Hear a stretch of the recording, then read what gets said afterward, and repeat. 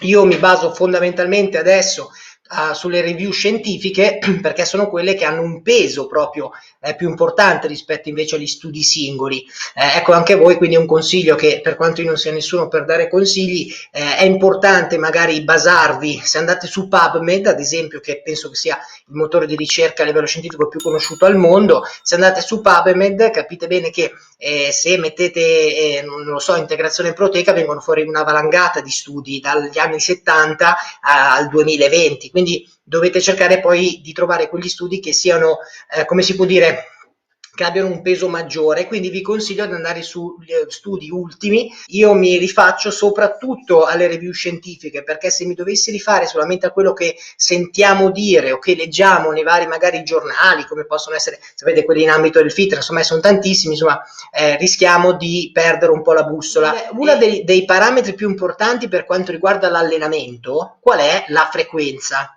Perché vi dico questo? Cioè, ha senso prendere un integratore? Vi ricordo che integratore, se voi andate e cercate la definizione di integratore sul sito del Ministero della Salute, dovrebbe essere 2003-2004, ma è rimasta la stessa, troverete un prodotto alimentare. L'integratore viene definito come un prodotto alimentare che serve a integrare una determinata mancanza e che non è un sostitutivo del pasto. Ovviamente l'integratore viene anche definito come comunque è un alimento fondamentalmente che è contraddistinto da una maggior concentrazione di cosa? Di proteine, di aminoacidi, di acidi grassi omega 3 fondamentalmente, di vitamine, sali minerali, di carboidrati, fibre e composti vegetali. Questo è un integratore, va bene?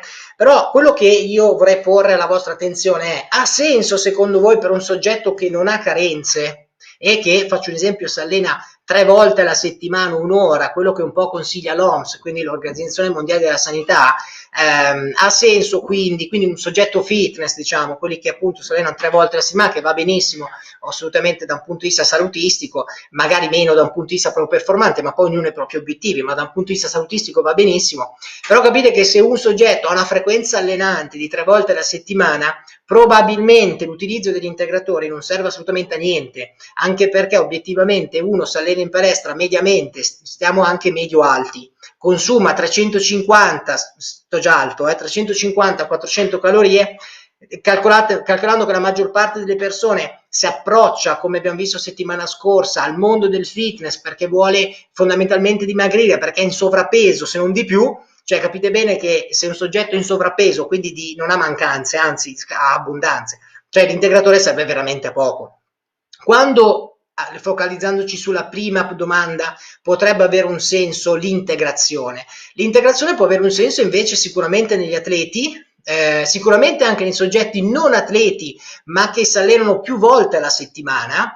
E guardate che ci sono degli studi interessantissimi su questo, ci sono atleti che si allenano 10-12 volte alla settimana e fanno i doppi, quindi capite bene che l'integrazione a quel punto non solo è consigliata, ma è quasi obbligatoria, perché non riescono a colmare il gap tra quello che è uscito da un punto di vista calorico e quello che deve entrare. Io vi ho inserito in maniera didascalica per punti, allo stato dell'arte, quali sono gli integratori che hanno delle evidenze scientifiche, quindi che sono supportate da evidenze scientifiche, ok? Tant'è vero che la maggior parte degli studi interessanti che si basano su un mix tra carboidrati e proteine si basano anche su carboidrati e amminoacidi essenziali, non amminoacidi ramificati, ma perché ha più senso a quel punto prendere i famosi EAA, ok? Gli amminoacidi essenziali, non gli amminoacidi ramificati.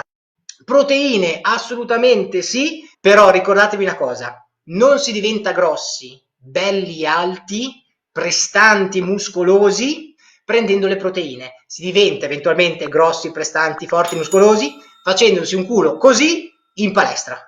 A capo, le proteine potrebbero darvi una mano. Sì, ci sono delle evidenze scientifiche su questo, senza dubbio sì, ma non è che le proteine facciano miracoli, però hanno delle evidenze scientifiche. Le proteine è quasi un alimento se ci pensate, perché in quei 25, 30, 35 grammi di misurino che prendete c'è veramente tanta roba lì dentro. E la creatina, ho cercato di mettere i punti essenziali, ma allo stato dell'arte la creatina ha delle evidenze scientifiche positive. Sì, Pare non abbia neanche controindicazioni. Non ci sono tanti studi sul lunghissimo termine. È vero che c'è questo potere osmotico della creatina, ma l'acqua la richiama a livello intra, non extracellulare, quindi anche il gentil sesso potrebbe comunque prenderla qualora lo ritenesse necessario e provare a vedere come risponde con la creatina, perché chiama acqua intra, non extra. Quindi non può andarmi a creare i presupposti per gli anestetismi o addirittura pensare alla cellulite, che comunque la cellulite è una patologia a tutti gli effetti, ok? La cellulite è una patologia a tutti gli effetti, suddivisa in 4 stadi, eccetera, eccetera, ok? Quindi è un'infiammazione. Però